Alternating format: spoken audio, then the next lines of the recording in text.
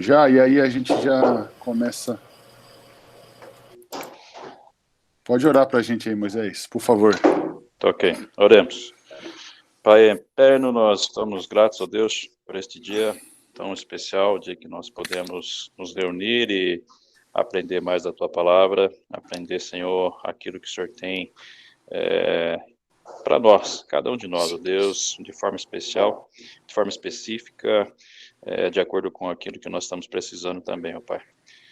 Ajude o Senhor agora, o Rafael, para que ele possa, Senhor, ministrar a aula de uma forma segundo a Tua vontade, ó Deus, para que todos nós possamos aí aprender mais um pouco, Senhor, de Ti. Essa é a nossa oração, ó Pai, agradecidos por tudo que o Senhor tem feito, em nome de Jesus, amém. Amém. Hoje é a nossa sexta aula do curso aí do Cristianismo e o Mundo Contemporâneo, né? A gente vai falar hoje sobre a cultura do pluralismo. A imagem até que eu tinha usado semana passada, essa daí. E aí, como de praxe, né? Vocês já acho que vão pegando o meu jeito de aula, assim. Eu dividi a aula em 3 partes, então uma brevíssima introdução, na verdade é um slide dando uma introdução. A definição do termo, dessa vez eu fiz de uma maneira diferente da semana passada. Semana passada, depois de discorrer sobre os vários aspectos das idades, enfim, até chegar na pós-modernidade, que eu trouxe a definição aqui, eu vou trazer para vocês características desse pluralismo, né? E a gente, no meio disso, vai ter a definição, a gente consegue compreender qual que é a definição, mesmo não tendo ali uma frase, né, uma oração ali, uma frase que vai realmente trazer pluralismo é isso, tá? Então, e aí depois o desafio, que aí eu estou seguindo basicamente a estrutura do livro, o livro aqui, Cristãos e os Desafios da Pós-Modernidade, do Paulo Aldebart Delage, comentei semana passada, né, ele é pastor, pelo menos na biografia do livro aqui, fala que ele é pastor presbiteriano da Vila Mariana, da Igreja Presbiteriana Vila Mariana. E esse livro foi feito por conta de um acampamento que foi feito lá na Igreja Presbiteriana em São Carlos, a igreja que eu venho. E aí ele sempre coloca dentro das culturas, né, a ideia de definição, ele vai discutir um pouco sobre os autores, enfim, o que se fala, e depois qual que é o desafio do cristão com relação a essa cultura. Eu assisti também o vídeo lá de recomendação lá que a gente tinha lá no planejamento, que falava que Jonas Madureira fala, e por vezes ele trata a ideia de cultura e cosmovisão como o mesmo termo, tá? Então, por vezes aqui possa ser que eu fale cosmovisão pluralista ou cultura do pluralismo, é basicamente a mesma coisa, tá? A gente entende dentro desse contexto aqui, num contexto de EBD, num contexto de uma aula um pouco mais curta, sem a gente aprofundar muito nas definições, como sendo a mesma coisa, tá? Então, como introdução, a gente precisa remontar, né, trazer um pouco do que a gente falou na última aula sobre o relativismo. A gente trouxe lá a ideia da cosmovisão, né? E aí tem aqui uma charge que eu encontrei. Aí tem, então, um rei, né, alguém aí de uma cultura mais ocidentalizada, e aí ele diz assim: conquistar e saquear faz parte da minha cultura. Quem será o árbitro que vai dizer se está certo ou errado? Aí, então, o que está sendo ali subjugado por ele fala: respeito a outras pessoas, tradições e valores. Então, esse conflito de realidades, né, de conceitos, de contextos, é o que vai muito trazer a ideia do relativismo em cima disso. E o relativismo, ele é a marca mais evidente, né, da cultura pós-moderna, como nós vimos semana passada. Por quê? Assim como o pastor Carlos hoje trouxe lá em Romanos 12, de 1 a 2, ele citou Bauman até na questão do amor líquido, mas Bauman não vai falar só do amor líquido, mas ele vai falar da cultura como um todo ser mais líquida, nada. E aí, já parafraseando o pastor Carlos, ele falou que não há nenhum degrau anterior do que você caminha, um degrau sólido para você caminhar. E é justamente isso que o relativismo vai trazer para a gente. Então ele busca derrubar indiscriminadamente qualquer metanarrativa. Então a gente foi apresentado semana passada a ideia, qual que é a ideia de metanarrativa. Então metanarrativa é qualquer macro história que tenha-se absolutos ali dentro. E aí até a gente comentamos a respeito da metanarrativa bíblica, que vai trazer a ideia de criação, queda, redenção e depois consumação, né? Então, a proposta é oferecer sustentação, né? A proposta do relativismo é oferecer sustentação para a inexistência de qualquer referencial de caráter universal e absoluto no universo do conhecimento. Isso aí é, então, basicamente, fazer com que nenhuma metanarrativa exista. As certezas absolutas e finais, à moda moderna e antiga, são abolidas e ou desbancadas. E aí, então, pluralismo aí pela imagem, né? Cada um falando a sua verdade, percebam que cada um está com a cor do seu balãozinho, né? Ele é o efeito inequívoco do relativismo, tá? Ele é o efeito inequívoco do relativismo no sentido de que as verdades são múltiplas em relação ao mesmo assunto, ou ponto, dependendo apenas da condição ou situação em que o indivíduo que considera o fato esteja. Então, esse ponto, essa característica do pluralismo, isso a gente percebe dentro da modernidade, né, da pós-modernidade que nós vivemos. A lógica é, uma vez que não há absolutos, não há, por conseguinte, verdade única. Ou seja, a ideia é destruir qualquer coisa que tenha um sentido único, uma ideia única por detrás, tá? Aí, então, esse autor aí, George Forwell, ele vai trazer o seguinte, que os éticos relativistas sugerem com Protágoras, um sofista grego, que o homem é a medida de todas as coisas. E isso é um grande problema para nós, né? A gente pega isso aqui, então ele está pegando lá dos sofistas, né? A ideia aí de que o homem é a medida de todas as coisas. Então percebam que ele está pegando lá de trás, né? Lá da época da construção da filosofia grega, lá. Então, com isso, o que nós temos aí, então? Uma opinião é tão boa quanto outra, e cada pessoa deve estabelecer seus próprios conceitos éticos, que então serão verdadeiros para ela e mais ninguém.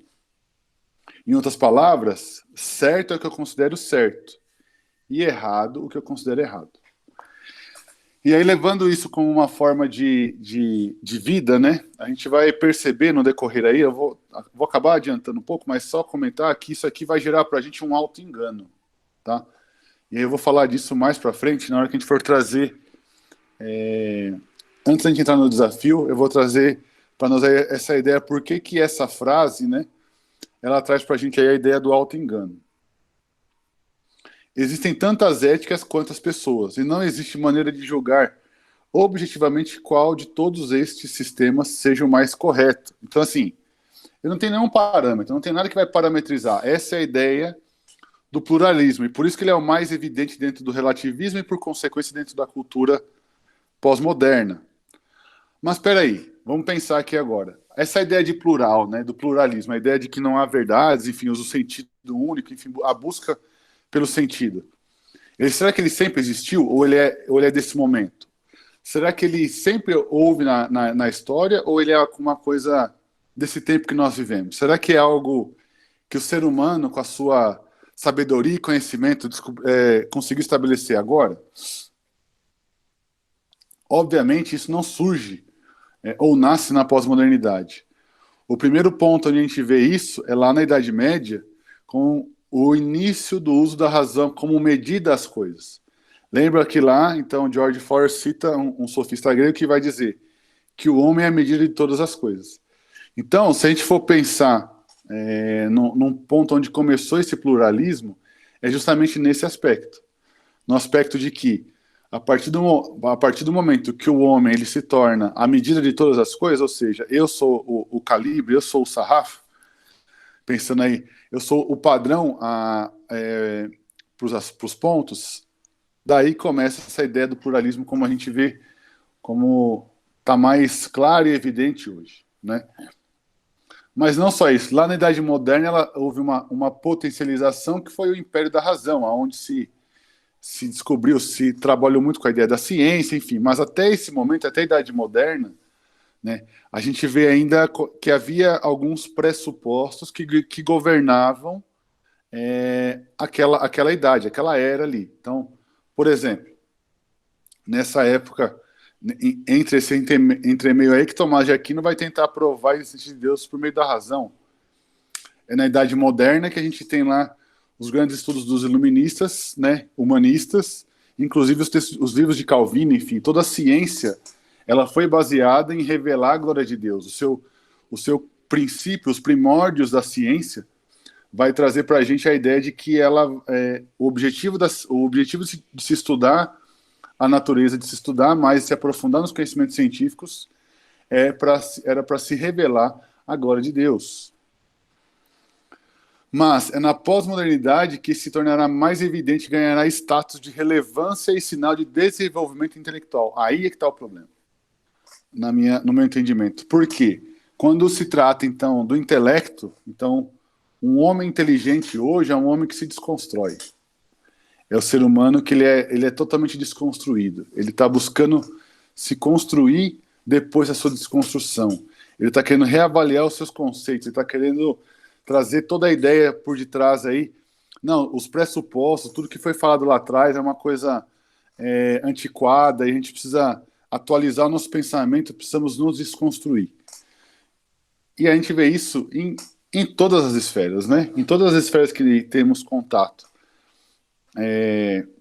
Fora do ambiente eclesiástico, vamos assim dizer, e não estou dizendo que no ambiente eclesiástico não tenha, mas há uma maneira ali mais, talvez, em alguns pontos, né, mais velada de trazer isso. Há uma ideia, a gente percebe isso dentro da universidade, quando a gente conversa com as pessoas, seja em qualquer contexto que a gente tem, a gente vai sempre ouvir algo nesse sentido, de que o mundo não é mais o mesmo, a gente precisa se atualizar, como a gente estava brincando no começo aí, a ideia do Ed René lá, trazendo a ideia de atualizar a Bíblia, né? Atualizar os ensinos da Escritura.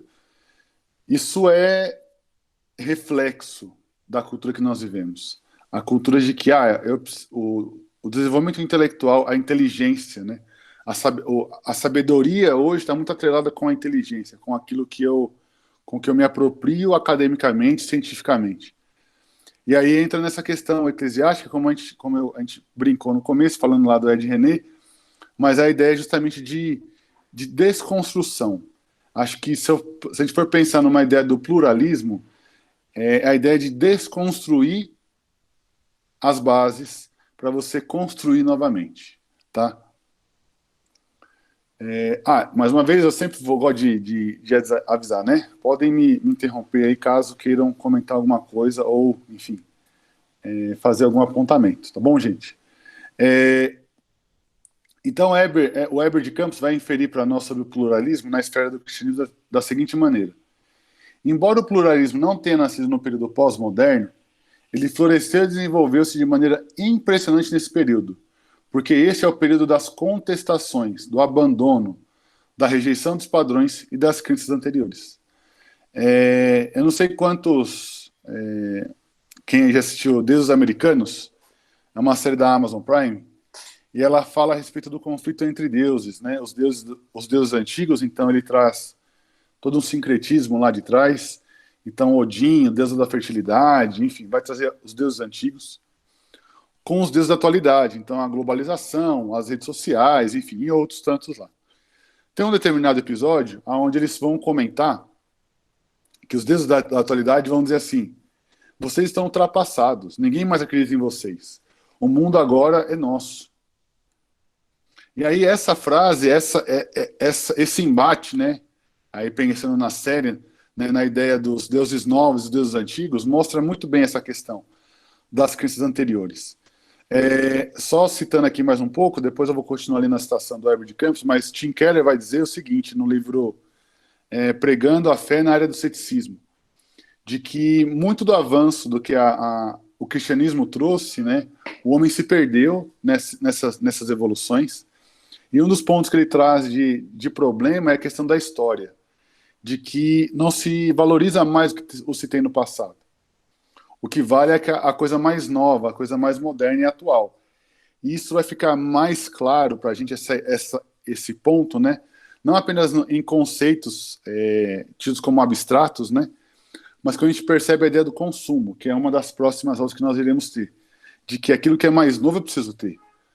Saiu um iPhone novo, eu preciso comprar aquele iPhone porque ele é o mais novo. Ele tem uma câmera a mais, sei lá, ele tem, 15 MB a mais de memória, que seja, mas ele é mais novo, ele é mais atual. E aí isso se resume depois aos relacionamentos. Em eu não dar atenção, pensando em aprender com os mais velhos, por exemplo. Em eu não ouvir as histórias e aprender com elas. O aprender com elas não é fazer igual os mais velhos fizeram, mas é aprender o que eles fizeram e aplicar para o nosso contexto. E aplicar para as realidades, né? Então, em vista disso, o pluralismo teve as suas portas destravadas no período pós-moderno e elas de forma escancarada no período aí pós-moderno para a gente. Com esses dados em mente, fica mais fácil entender por que o pluralismo cresceu assustadoramente, mesmo em alguns círculos chamados cristãos. Então, e por que ele coloca aí, ele termina com essa frase, né? Porque para o cristão é inadmissível ele pensar de forma pluralística na questão de liquefação dos conceitos. Tá? Ricardo Quadro Gouveia, essa ideia que eu fechei aí sem explicar muito bem, eu vou explicar com base aqui no Ricardo Quadro Gouveia já. Tá? Então, o pluralismo moderno visava a convivência amigável entre visões diferentes e opostas, relacionada ao ideal iluminista da fraternidade universal e tolerância. Essa busca de pluralismo é a que deve ser pautada e pleiteada corretamente. Por quê? Porque a questão é a seguinte: a questão não é levar para um extremo de um totalitarismo onde há um sentido apenas, porque isso também o cristianismo não defende. Tá? O cristianismo não defende a ideia de que todos devem aceitar a verdade do evangelho, a verdade das escrituras, sem questionar nada. O Evangelho nos ensina cada dia mais que a fé vem pelo ouvir a palavra de Deus. Conhecereis a verdade vos libertará. A gente tem aspectos ali absolutos, mas eles são absolutos em uma cosmovisão baseada na fé em Cristo Jesus. Ela não deve ser imposta de alguma maneira, assim como foi na antiguidade no Império Romano, para uma busca de vencer o crescimento do cristianismo, se apropria daquilo e diz que todos do império devem ser cristãos. E aí começa, então, os batismos deliberadamente lá para que haja ali uma unidade naquele império. No entanto, o pluralismo pós-moderno dá um passo além e propõe não apenas tolerância, mas inclusivismo. E aí, aqui entra aí bem a ideia do que é importante do pluralismo. Ele não se pode negar, vamos pôr assim, vou ler igual está aí no texto, né? A gente não pode negar que a ideia do pluralismo ela é importante, porque ela vai trazer a ideia aí, como está escrito no slide, de polissemia, que são vários sentidos. E aí aqui eu faço uma pausa para fazer uma mera ilustração e uma exemplificação para vocês. Por exemplo, se eu colocar no Google essa palavra flambagem, né? Eu sou engenheiro civil. Quando eu falo flambagem, o que vem na cabeça de vocês? Eu imagino que venha de alguns, né? Aquela comida pegando fogo, né? Mas para o meu contexto, então, trazendo essa ideia do pluralismo, tá? Trazendo para a minha realidade, para o meu contexto, flambagem pode ser qualquer coisa disso aqui, ó.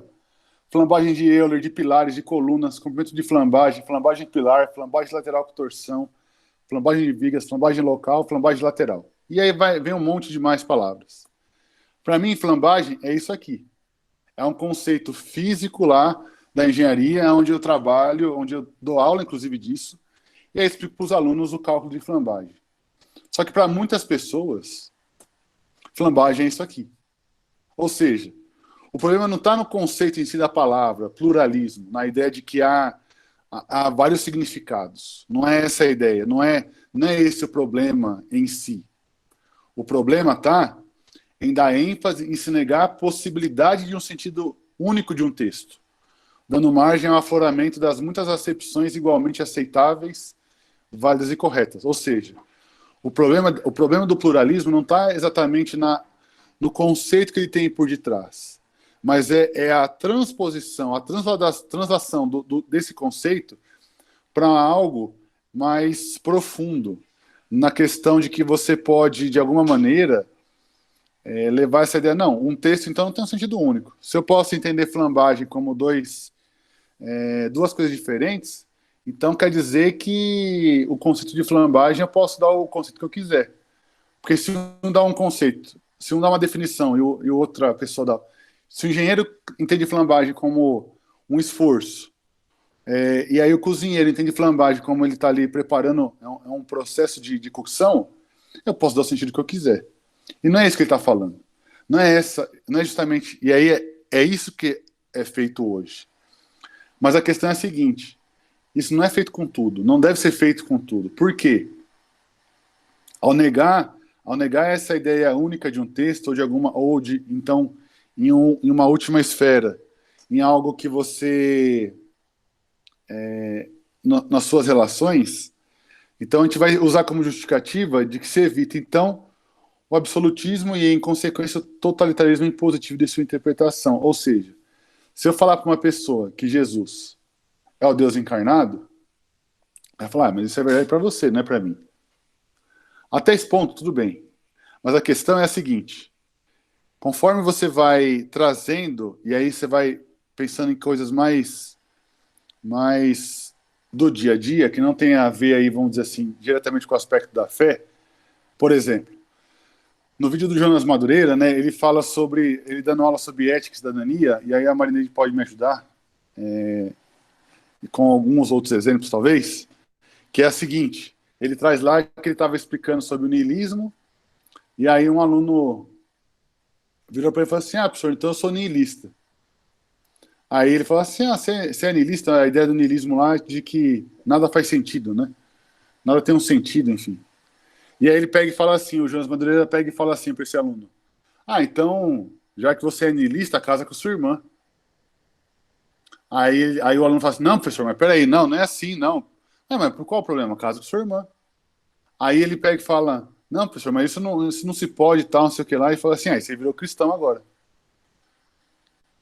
E aí nessa discussão, teve uma hora que o aluno falou a respeito de que toda verdade é válida, de que toda verdade, se eu estou pensando nela, se eu estou ali, a verdade, eu posso considerar ela como certa porque é o que eu estou pensando, é o que eu acredito. Aí ele, para finalizar a aula, né, finalizando o vídeo, ele fala assim: então e a verdade do pedófilo? Aí o aluno se viu numa situação totalmente de conflito com o que ele tinha falado e com a pergunta do professor, e aí então ele vai falar o seguinte: por que não? E aí toda a sala se levantou, falou assim: como assim? E levantou-se contra o rapaz. É justamente isso que a ideia do pluralismo vai trazer para a gente. Ela se camufla de uma ideia de que há uma tolerância, realmente, mas se há algo que dentro ali de uma determinada comunidade não é aceito, ele é tido como algo descabido, algo que merece, como a gente vê hoje na cultura, o cancelamento. Então, a gente vai caminhar um pouco mais nessa ideia do que o pluralismo traz para nós, mas ele como diz aí no final, ele é um totalitarismo impositivo de sua interpretação. Então, apesar de se passar, de se comunicar a ideia de que a gente pode ali ter o seu pensamento e eu sou a medida de todas as coisas, então o que eu acredito é a verdade, no final das contas não é bem isso que acontece. Não é bem isso que acontece. A gente vive num ambiente de uma maior intolerância que eu imagino que a gente nunca tenha passado antes. Eu, assim, não tenho muito tempo de vida, mas lembrando da minha adolescência até aqui, eu não lembro de ter visto uma época tão polarizada quanto a que a gente vive hoje, que ao você soltar qualquer conhecimento ou conceito sobre alguma coisa, isso faz com que você seja rechaçado, enfim, você seja alguém humilhado nas redes sociais ou pessoalmente, enfim, de qualquer maneira, tá? Rafael, Oi. isso eu sempre gosto de falar com eles, porque o Sócrates já fez isso com o Protágoras, né? O Protágoras era um sofista, ou Sim. seja, um professor. Aí ele falou, o que que você faz? Ele falava assim, o homem é a medida de todas as coisas. Aí o Sócrates perguntava para ele, o que que você faz? Ele falou, sou professor. Não falava professor, né? Mas eu sou um sofista. Ele falou, o que o sofista faz? O sofista ensina. Se cada homem já detém a verdade, por que você precisa ensinar? O homem já é a medida, não precisa um outro homem mais sábio ensinar para ele. E quando eu dou aula sobre verdade, eu sempre pergunto para os alunos: não existe verdade absoluta? E eles falam: não. Então, você tem certeza disso? Ao ter certeza, você construiu uma verdade. E o pluralismo que vai dizer que ela está em cada um. Então, e por isso, se a minha verdade é a certa, quando você escreve uma outra verdade, mas o discurso não era de que cada um podia deter uma. Então, por que que você é tão intolerante comigo? Porque você virou a medida. Exatamente. Vira uma loucura, né? Parece um bando de maluco falando, né? Falando a mesma coisa, assim, sei lá. E não fecha o ciclo lógico da razão, que era o que o Sócrates defendia, né? O Aristóteles, o silogismo lá, que eu vou fazer a volta e vou chegar numa lógica. Isso não tem uma lógica. Exato, porque você precisa ir adequando, porque vai ficando várias pontas soltas, né? E você precisa ir adequando, e quando você percebe, você fica maluco. E aí entra a ideia do auto-engano, né? A ideia do auto-engano, que eu tinha comentado lá atrás, era justamente essa. Nesse ponto aqui, a gente pode já fechar ele. O auto-engano é a gente falar alguma coisa, a gente ensinar sobre algo, igual o que a Marina trouxe aí agora de Sócrates e Protágoras, né? Então, o homem de todas as coisas, então não precisa ensinar. Então, apesar do que ele está ensinando, né, isso vira um auto-engano, porque você ensina algo que você propriamente não acredita, você não consegue viver aquilo, você não dá conta daquilo que você está ensinando. E aí é isso que é muito complicado, nessa ideia do pluralismo, porque se vende com uma maneira muito, muito bonita, muito ali como libertário, como algo redentivo em algumas esferas. E aí, então, quando a pessoa é confrontada, ela se vê perdida e desorientada. O Moisés queria falar? Pode comentar, Moisés. Opa, é interessante, né, quando que a gente quer dar exatas aí, Rafael, a gente começa a ficar preocupado com esses pensamentos, que daqui a pouco eles vão falar que a matemática não é uma ciência exata mais, né? Bom, e a gente até pode pensar um pouquinho quando o Fuzzy começa a pensar nas ideias, né, nebulosas, né? E aí começa a querer trazer para a matemática os conceitos aí de que não há uma exatidão, né? E isso mais para estatística ele pensando, né? Sim. Mas assim, só um paralelo aí, né? Que na lógica Fuzzy não existe 100% de certeza, né? E sempre há uma porcentagem de certeza e uma porcentagem de incerteza. Então, ou seja, é tudo muito nebuloso, né? E esses conceitos, quando a gente começa a pensar e ouvir aí pessoal falando e discutindo nas redes sociais ou até mesmo em conferências aí, algumas discussões em que há um embate entre as ideias, né? E aí você começa a ouvir esse pessoal que defende esse pluralismo, relativismo, você chega uma hora e fala assim, desisto, eu vou chegar naquela frase lá, eu não vou discutir com os ignorantes que eu vou perder por falta de experiência, né? Exatamente. Porque é muito complicado porque você não tem pressupostos, né? Você não consegue discutir porque o pensamento, a ideia é justamente convencer o outro, não é você entender o argumento, enfim. A ideia do pluralismo é você buscar alguma coisa dentro da fala da pessoa e ali você inverter o jogo e oprimir a pessoa naquilo ali. Então, é um pisar em ovos em todo momento, igual você falou, não dá para discutir, desisto, por quê? Você não consegue argumentar, você não pode construir uma linha de pensamento que as pessoas já vêm, de alguma maneira, tentar oprimir aquilo com alguma interpretação que ele está fazendo sobre o fato, né? Que na verdade não tem uma capacidade de argumentos contra que não seja na base de opressão, né? E Sim. Não na base do contra-argumento e de chegar ali a uma conclusão em que há realmente um conceito fundamental ali que possa dar essa substância para uma ideia. Então, eles não Exato. têm, a gente sabe disso, a gente é como eu falei, eu desisto. É. Eu cheguei à conclusão que eu desisto, não consigo, não dá, não tem condições. Parece até que esse pessoal aí tá precisando tomar um Gardenal. Às vezes parece mesmo. Sem nexo nenhum, né? Vamos Vai voltando lá. aqui então. Carson vai dizer para a gente o seguinte, né? Que, no entanto, longe de pensar que essa perda na certeza epistemológica é trágica, o pós-modernismo se regozija com a diversidade de resultados. E afirma, então, que a certeza epistemológica não é algo desejável, pois, além de ser algo intrinsecamente monofocal e, portanto, monótono, ele gera absolutismo que manipula e controla as pessoas, massacrando a esplêndida diversidade de credos, culturas e raças que constituem a humanidade. E aí isso é muito claro e muito importante, porque, por vezes, né, é ensinado e aí é passada a ideia de que o cristão é o totalitário. Porque ele está querendo falar de Jesus, só Jesus leva a Deus. Isso é verdade, a gente não tem que ficar discutindo isso com ninguém, porque a Bíblia fala isso para nós. Mas a questão é de que eles não percebem, né? E aí, assim, trazendo para a ideia aqui do que Carson traz, de que é eles que manipulam tudo e controlam as pessoas, que o cristianismo não tem esse poder.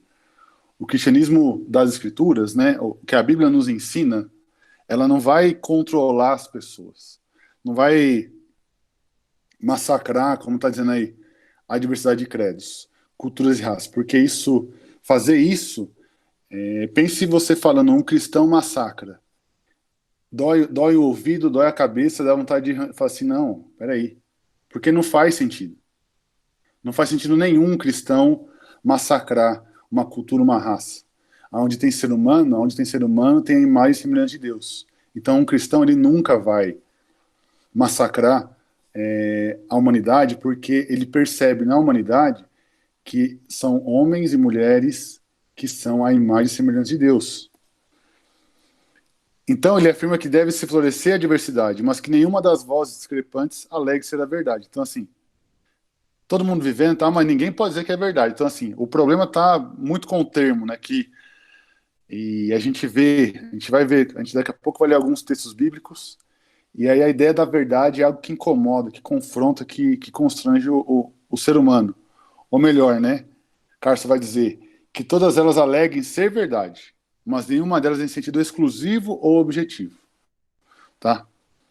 Então, a defesa do pluralismo é, então, pegando na ideia de um texto, ao tomar um texto sobre determinado assunto, né, não será negado que a análise do texto ou a leitura de um fenômeno possa ter percepções e interpretações variadas e distintas, e até mesmo opostas, que foi muito aí do que o Moisés comentou aí, né? O texto ou fato não terão sentido único de verdade, embora muitas abordagens possam ser permitidas levando a conclusões distintas. E aí então ele traz, o sentido único do texto é aquele que o autor deu ao que escreveu, ou que o fato tem em si mesmo. Então, trazendo para o nosso contexto cristão, é isso que a Bíblia tem que ser para nós. O autor da Bíblia, o autor máximo, que é Deus, que é a Trindade, vamos pôr assim, ele escreveu com um determinado sentido, utilizando os autores humanos ali para escrever, foram todos inspirados. E ali há um sentido único do texto. Ali há um sentido único a ser seguido, a ser passado. E aí, pensando em fatos da vida, é a mesma coisa. Tomar cuidado com a ideia de que a ciência, por alguma razão, ela é totalmente demoníaca, não é isso. A ideia de que a gente pode observar as coisas e ali evidenciar algumas coisas. E isso é fato. Então, o que a ciência observa é um fato dentro daquilo que ela se propõe a observar, tá? Então, o propósito, em certo sentido nobre, nessa linha de pensamento, é a tolerância e a convivência entre os diferentes. Se não chegar a harmonizar os pontos divergentes, permite pelo menos que se respeite e se tolere e se possa conviver. E por que isso? Lembra que a era pós-moderna, ela vem em qual contexto? No contexto de guerras. Primeira e Segunda Guerra Mundial. Então, a ideia de que alguém de oprimir, de ter uma ideia totalitária, não é... assim, a ideia justamente vem desse movimento. Então, o que eles propõem aqui, na ideia que nós temos aí de criação, que é de redenção, eles percebem que com a idade moderna o homem cai por querer oprimir, enfim, eles percebem de uma maneira que a fé em algo que um homem ele vai controlar é problemático, e a forma de se redimir disso, a redenção disso, vem por meio de, não, então vamos fazer assim, ó, cada um pensa o que quiser, mas sem interferir no do outro, tá? E a gente tolera, a gente começa a viver, porque cada um vivendo com seus pontos, a gente vai viver bem. E não é isso que acontece, né? Então, aí na esfera da religião acontece a aplicação desse contexto, desse ponto, acarreta em os defensores, né? Os defensores pensam numa situação de pacificação, compreensão e tolerância, evitando e eliminando as agressões, perseguições e mortes. Os conflitos religiosos deixariam de existir se as pessoas fossem compreensivas quanto à manifestação pluralística da verdade, uma vez que não seria necessário combater ou conquistar aqueles que tivessem percepção diferente ou oposta da que se sustenta com a relação à fé ou não fé, posto que esta última é igualmente manifestação da verdade. Então, com essa frase, né, com esse ensinamento, a gente percebe aí a ideia de lutar aí muito contra o evangelho na questão de podar a liberdade de se anunciar o evangelho. Se o meu conjunto de regras, que a Bíblia me ensina, me incentiva a anunciar o evangelho, obviamente que não vai ser um novo conceito, uma nova cosmovisão que vai me impedir, obviamente. Mas a gente pode perceber aqui muito claro de que a perseguição ela ocorre justamente por essa ideia de combater aqueles que tentam, de alguma maneira, ensinar a verdade absoluta. E aí, finalizando, né, essa parte, então Peter Berger vai dizer que a característica social e sociopsicológica crucial da situação pluralista é que a religião não pode ser mais imposta, mas tem que ser posta no mercado. Então, tem que colocar o evangelho como algo dentro de tudo que se tem, né? Aqui a gente já comentou algumas coisas, eu quero dar uma adiantadinha para falar de uma imagem ali que eu tenho mais para frente, tá? Então, a crítica que se pode fazer a tal assertiva, né, sobre o pluralismo é a do sentido único que o autor dá a tal afirmação. Ou seja, a sustentação de que o pluralismo é verdade exclui a possibilidade pluralística, fazendo do pluralismo a verdade única. Ou seja, eles rodam, mas eles estão trocando aquilo que é... Eu não posso ter nessa nova era, né, nessa era pós-moderna, como a Marina já comentou, eu não posso ter nada cabal, eu não posso ter nenhum conceito estabelecido. Porque se eu tiver, eu posso desconstruir isso. Levando, aí que entra a ideia do auto-engano que eu tinha falado já. Isso não tem como acontecer, né? Então, em cima disso, o pluralismo ele é desse modo insustentável. E aí eu trouxe uma imagem aqui que eu uso muito nas minhas aulas, de equilíbrio instável.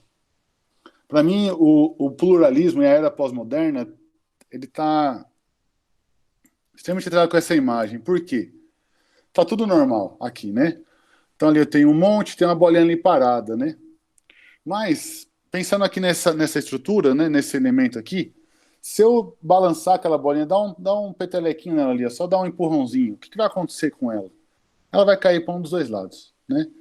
Se eu der o peteleco vindo daqui, ela cai para cá e vice-versa, né? Se eu der um peteleco daqui para lá, ela vai cair, ou seja, ela não vai se manter naquele lugar para sempre. E para mim isso é o que resume o pluralismo, ou a era pós-moderna, ou as cosmovisões que nós vivemos hoje. Elas, por ser uma coisa líquida, como já foi falado semana passada, e o pastor Carlos trouxe uma revisão para a nossa aula de hoje, o pluralismo ali ele é um ponto, é uma estrutura instável. Ela está ali parada, as coisas podem caminhar para aquela pessoa, mas vai ter algum ponto que, se a gente ter atenção e sabendo dos conceitos, a gente consegue confrontá-la e desestabilizar toda essa estrutura que ela criou, tá? E a gente entra no desafio, né? A partir dessa percepção, como é que nós, como cristãos, podemos ou devemos reagir a tal cultura? E aí, então, o Delage, que é esse pastor que está na imagem, que é o autor do livro, ele traz para nós sobre 3 aspectos: bondade, alicerçados nos ensinos de Cristo Jesus, e prosseguir anunciando a mensagem central do Evangelho. A gente vai ver cada um deles aqui um pouquinho mais explicitado, e aqui a gente vai ler alguns textos. Eu vou pedir para vocês ficarem com a Bíblia Apostos, para a gente ler alguns versículos aqui. Então, a ideia da bondade, né, é de não ser agressivo com ou sem palavras, ou seja, não destratar ou desprezar o que a pessoa acredita, respeitá-la acima de qualquer coisa, porque nós precisamos mostrar a importância que ela tem, que o ser humano tem para Deus, né? E quando a gente destrata ou despreza aquilo que ela acredita, por vezes, né, e na maioria das vezes, podemos dizer, as pessoas, o que elas sabem, o que elas pensam, está atrelado ao que elas são. Então, o fato da gente, às vezes, destratar ou desprezar alguma ideia, vai bater de confronto exatamente com quem ela é, com a identidade dela. E aí dessa maneira, a gente agride a pessoa, porque a gente está agredindo, em última instância, quem ela é. Tolerância e compreensão são apresentadas como virtudes que devem direcionar o modus operandi do cristão. Então, vou pedir para 2 pessoas, por favor, lerem uma lê Gálatas 5, de 16 a 23, e outra lê Filipenses capítulo 2, de 5 a 9, por favor.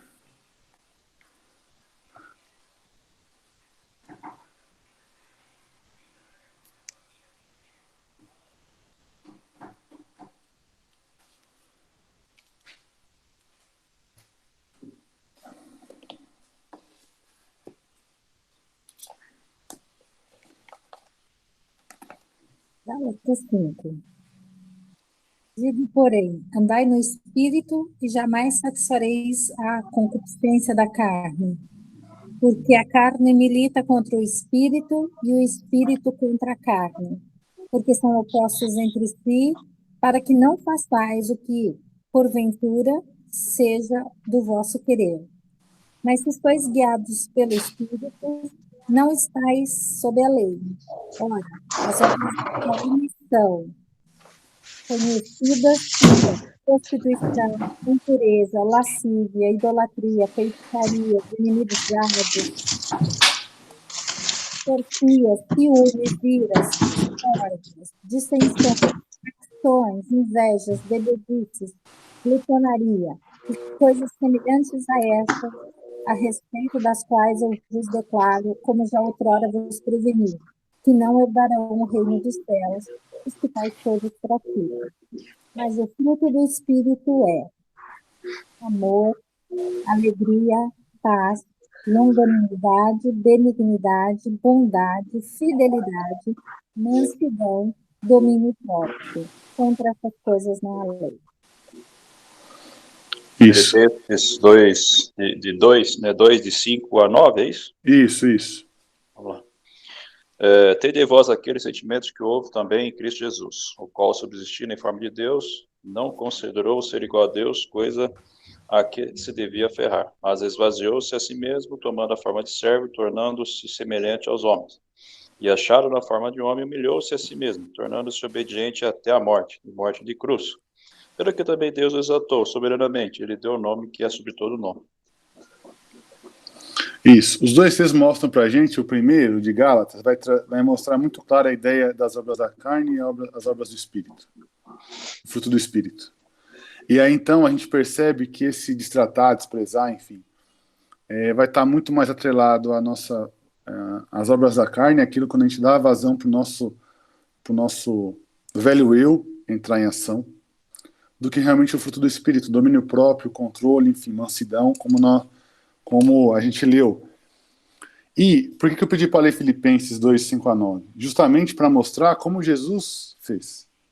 Jesus sendo Deus, Jesus sendo o próprio Deus, o Deus Filho, segundo elemento da Trindade ali, vai mostrar para a gente que ele não, quando ele esteve entre nós, ele não fez como se fosse Deus. Ele se humilhou e se fez como servo. E aí isso mostra para a gente que devemos, com esses 2 textos, né, e não só esses 2, mas outros mais aí dentro das Escrituras, observar que como é que eu posso ser servo nessa sociedade? Como é que eu posso, então, demonstrar realmente esse domínio próprio, a mansidão, a longanimidade, enfim, o fruto do Espírito, para que o evangelho seja realmente pregado e anunciado? Porque aí que está, em questão de identidade, né? Hoje nós não somos mais filhos deste mundo. Nós somos filhos do rei, nós somos cidadãos do reino dos céus. Ou seja, nós temos de certa forma,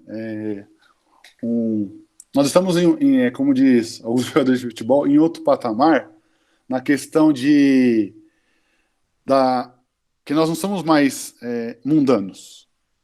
Nós temos relação com o Pai, coisa que as pessoas não têm. Mas isso não faz de nós, não deve fazer de nós, pessoas que nós temos um privilégio por sermos filhos de Deus.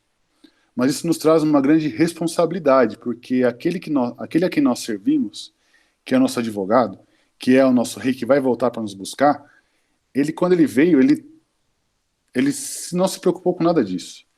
Ele não se preocupou em ser alguém, ele se preocupou em servir alguém em todo momento. Então, como cristãos, então, devemos estar dispostos a morrer pela verdade da fé cristã, mas jamais matar por causa dela.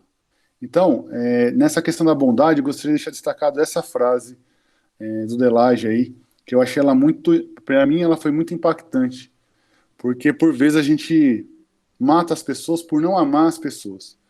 Eu tenho ouvido uma música, chama Herege, do Mauro Henrique, e aí ele fala que a fé sem amor é uma faca. A verdade sem amor é vaidade.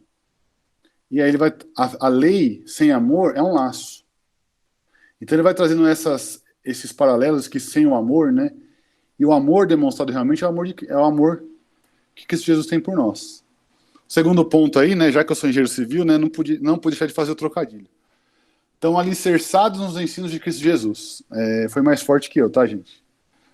A gente não deve, de forma alguma, abrir mão dos aspectos únicos da fé em Cristo.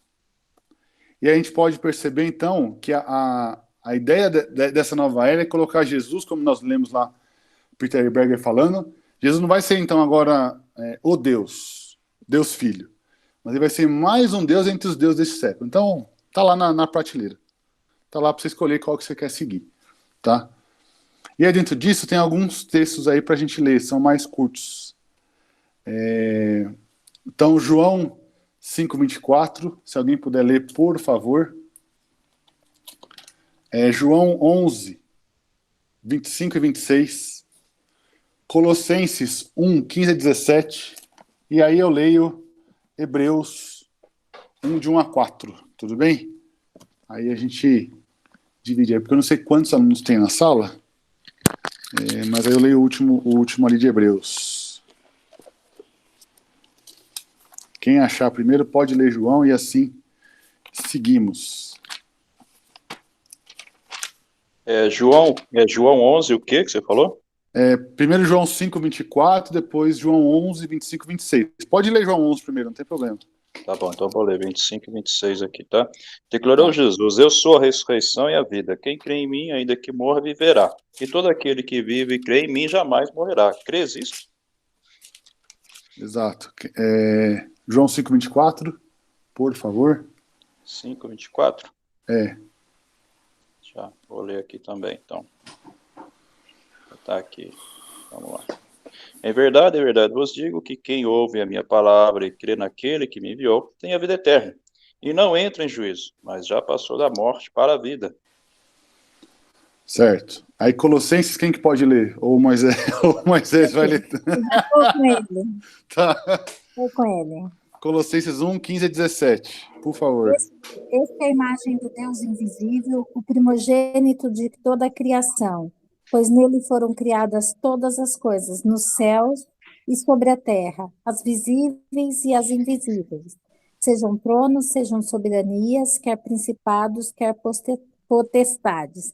Tudo foi criado por meio dele e para ele. Ele é antes de todas as coisas, nele tudo subsiste. Isso. Agora eu vou ler Hebreus 1, de 1 a 4, aí eu comento de maneira mais geral os textos, tá bom? Então, Hebreus, capítulo 1, de 1 a 4. Havendo Deus outrora falado muitas vezes e de muitas maneiras aos pais pelos profetas, nestes últimos dias nos falou pelo Filho, a quem constituiu o herdeiro de todas as coisas, pelo qual também fez o universo. Ele, que é o resplendor da glória e a expressão exata do seu ser, sustentando todas as coisas pela palavra do seu poder, depois de ter feito a purificação dos pecados, assentou-se à direita da majestade nas alturas, tendo se tornado tão superior aos anjos, quanto herdou mais excelente nome do que eles. Eu fico arrepiado de ler, eu fico arrepiado de ouvir esses textos, por quê? Porque são verdades absolutas, são verdades que a gente não tem como negociá-las, não tem como colocar isso no mercado junto com a ideia de qualquer outro Deus que seja. Porque Deus é muito claro em dizer que ele estava... Então João vai dizer primeiro, né? Vamos trazer a ideia de João primeiro. Então, de que ele é a ressurreição e a vida. Jesus fala que ele é a ressurreição e a vida. Quem crê nele jamais será lançado fora. Colossenses, Paulo vai dizer então, né? Que ele é a imagem do Deus invisível. Ele é o princípio de todas as coisas. Ou seja, não tem... Isso tudo confronta realmente a verdade de hoje. As verdades de hoje. Porque é algo muito, muito maior que tudo isso. E os ensinos de Cristo passam por isso. Saber que ele, crer nele, a gente tem a vida eterna. Que por meio do seu sangue nós somos salvos e redimidos. Colossenses aí, de 1 a 15, né, fala da imagem, fala dele ser primogênito. Um pouco mais para frente ele vai falar que por meio do seu sangue nós somos feitos santos, inculpáveis e irrepreensíveis.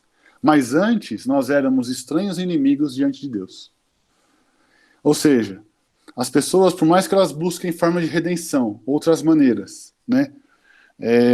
Eu não ia me alongar muito nessa parte, mas eu preciso ler esse texto que me veio aqui à cabeça agora. João 20, 30 e 31 diz assim: Na verdade, fez Jesus diante dos discípulos muitos outros sinais que não estão escritos neste livro. Estes, porém, foram registrados para que creiais que Jesus é o Cristo, o Filho de Deus, e para que crendo tenhais vida em seu nome. O que precisa saber de Jesus está aqui.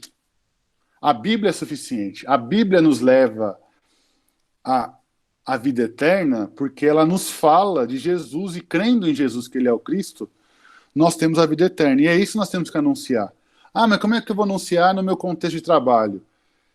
É percebendo as fraquezas, os pontos falhos, os pressupostos enganados ali, e trazendo toda essa ideia do servir, a ideia de acompanhar, a ideia de ouvir, não destratar, não desprezar, enfim, demonstrar realmente o fruto do Espírito que faz que cada dia mais é gerado em nós, tá? E aí a gente entra na nossa última parte, que é prosseguir anunciando o centro do Evangelho, que é Jesus. Então a gente vai continuar na missão, justamente, de comunicar e sustentar essa ideia de redenção e mediação em Cristo. Não tem outra forma, não adianta você vir falar que cada um com a sua verdade vai viver bem. Isso não é suficiente. Isso não é o que vai te fazer realmente ter a vida eterna e ter a paz dentro de você, tá? Afastar toda e qualquer tentativa de admissão de outro modo redentivo ou de mediação entre Deus e os seres humanos. Então, em aula que eu estou tendo sobre antropologia, fala sobre adequação, transformação e rejeição. Vai ter momentos que a gente vai ter que rejeitar algum ponto da cultura. E essa ideia de liquefação, ela tem que ser rejeitada dentro de nós. Para daí a gente conseguir realmente transformar o que está à nossa volta, anunciando aquele que transforma. Não a gente sendo o meio transformador realmente, mas anunciando o Cristo, que é aquele que pode transformar a mente e o coração de qualquer ser humano. E aí, então... Pode falar, desculpa. Eu tinha que erguer a mão, mas não ergui. Às vezes, eu uso, quando eu estou dando aula para os alunos, quando eu estou falando de verdade, eu pergunto na sala se tem ateu. E aí a gente está discutindo verdade, eu falo, tem alguém ateu aqui? Aí alguém levanta a mão. Aí eu falo, eu sou cristã. Eu creio na criação, eu creio num Deus criador, eu creio E eu vou falando do que eu creio, ele tem que ouvir. Depois eu falo, se eu tô certa, você tá errado, concorda? Se eu estiver enganada, se Deus não existe, eu tô enganada e você tá certo, concorda? E às vezes tem gente que fala, não, como? Eu falo, como não? Ou Deus existe ou Deus não existe. Não existe as duas coisas. Então, um de nós está certo. Então, um é o detentor da verdade. Exatamente. Nesse caso específico. E eu falei, eu creio desta forma. Então, na verdade, eu falo assim, a gente vai falando, vai pondo. Alguns discutem, um aluno já falou para mim que nunca imaginou que ele tinha que discutir isso na faculdade. Então, se revolta. Mas eles ouvem. Não, tem que ouvir, tá lá, tá no meio de crente, vai ter que ouvir falar de Jesus de alguma maneira. Exatamente. Vai ter que ouvir, porque sem isso a gente não vive.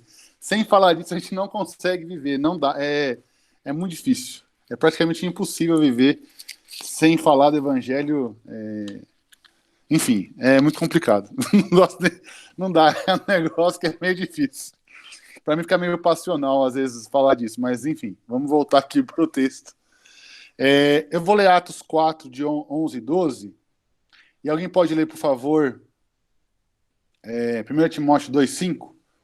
A gente está quase estourando o tempo da aula. E aí um terceiro lê João 14, 6. Filipenses a gente pode deixar para uma outra aula aí. Então, eu vou ler Atos 4, de 11 a 12. Depois alguém lê 1 Timóteo 2, 5. E aí outra pessoa lê João 14, 6. Tá bom? Você está aí? Você lê João 14? Eu vou ler Atos. Eu leio Atos e Filipenses. Aí a Marineide lê, então, 1 Timóteo. Por que eu não posso ler 1 Timóteo?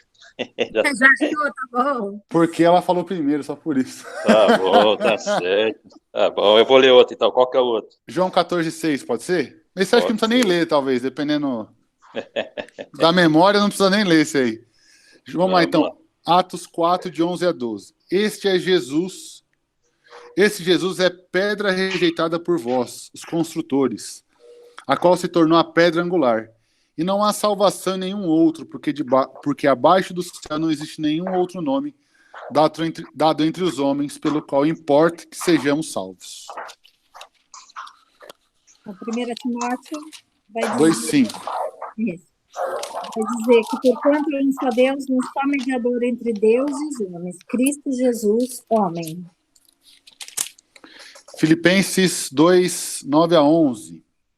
Vai dizer assim: pelo que também Deus o exaltou sobremaneira, ele deu o nome que está acima de todo nome, para que ao nome de Jesus se dobre todo o joelho, nos céus, na terra e debaixo da terra.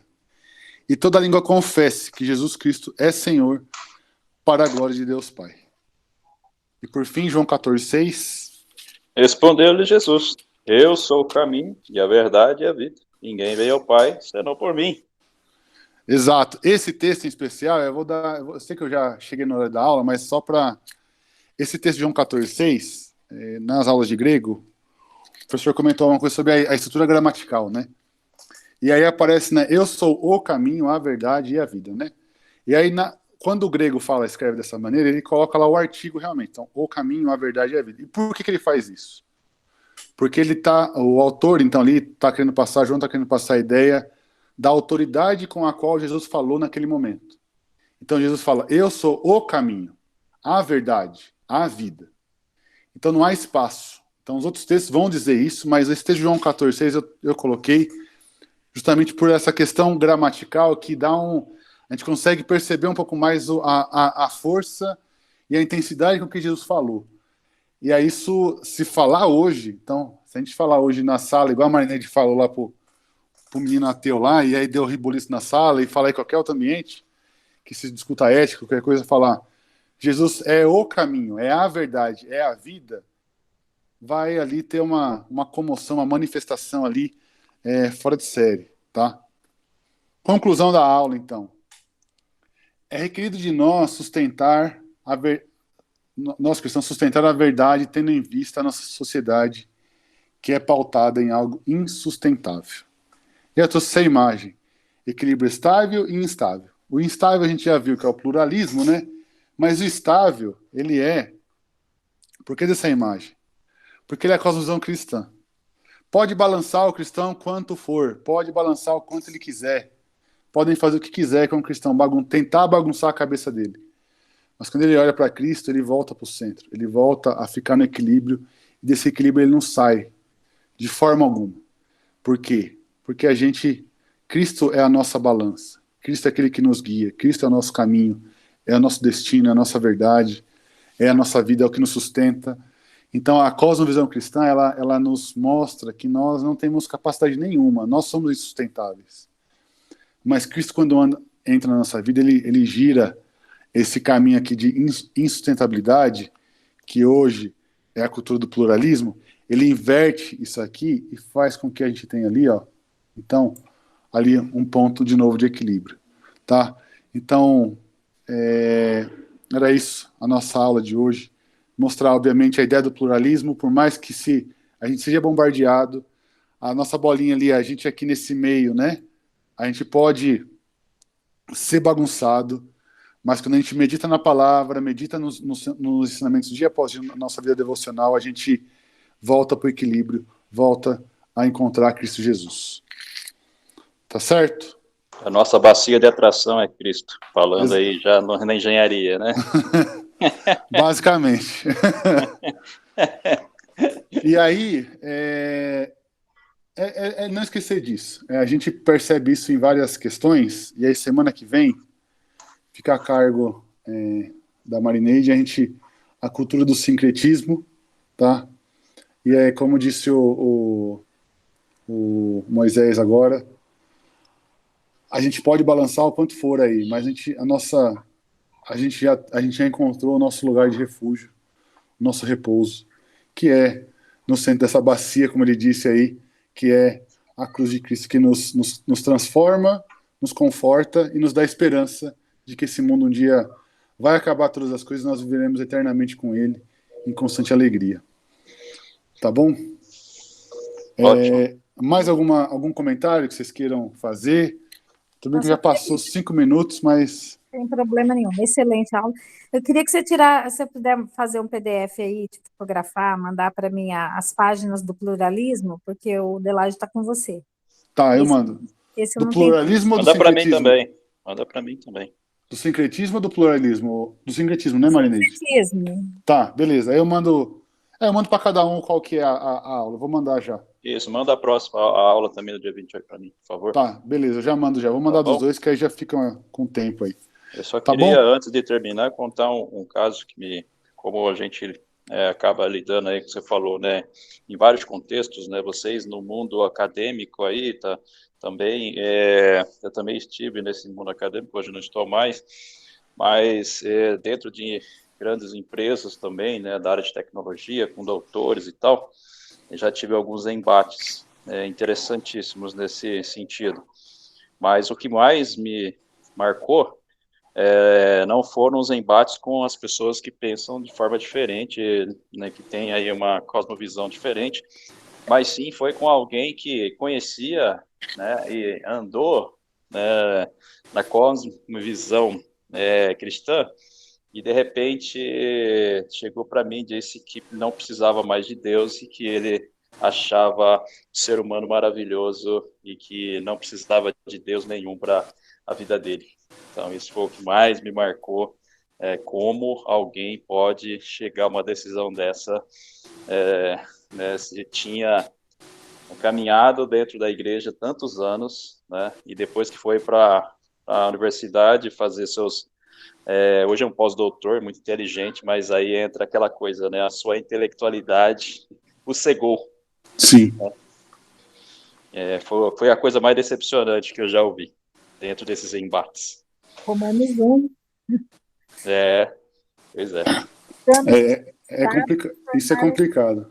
Não, desculpa, fala, Maria, desculpa, eu cortei. Não, só inculcando por sábios tornaram-se loucos. Exatamente. Perfeito. Foi o que eu me lembrei na hora, né? Esse ficou louco, se acha tão inteligente, e ele é muito inteligente, mas falta ali agora a inteligência espiritual, né? Sim, e aí a gente vai caminhando junto e vai tentando, na medida do possível, alertar as pessoas, né? Assim, na medida do que dá, obviamente. que quem faz a obra a gente sabe que é o Espírito Santo. Eu disse para ele, eu só vou orar por você. Não tem como, você conheceu ali, né, a verdade, mas agora você está negando essa verdade, então cabe a mim apenas dizer para você que Deus tenha misericórdia de você, e eu vou orar para isso. Tem um texto em Timóteo que é muito pesado, né? Assim, eu não tenho muito como explicar muito, mas ele fala que esses que se desviam nesse sentido é porque era para deixar claro que eles não eram dos da fé.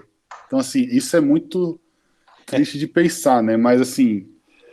A gente pensa, mas não fala. A gente não fala exatamente, né? Assim, a gente pode falar num contexto assim, pegando o texto e tal. Eu sei que está em Timóteo, não vou lembrar a referência, mas está em Timóteo, fala isso, e isso é muito pesado de pensar, né? Mas, gente, bom domingo a todos. A gente, se alguém for aí à noite na igreja, a gente se encontra por lá, que eu estarei por lá. E aí a gente se vê na próxima aula, qualquer coisa, tá bom? Tá bom, então, um abraço. Deus abençoe vocês. Bom domingo. Bom domingo. Tchau, tchau.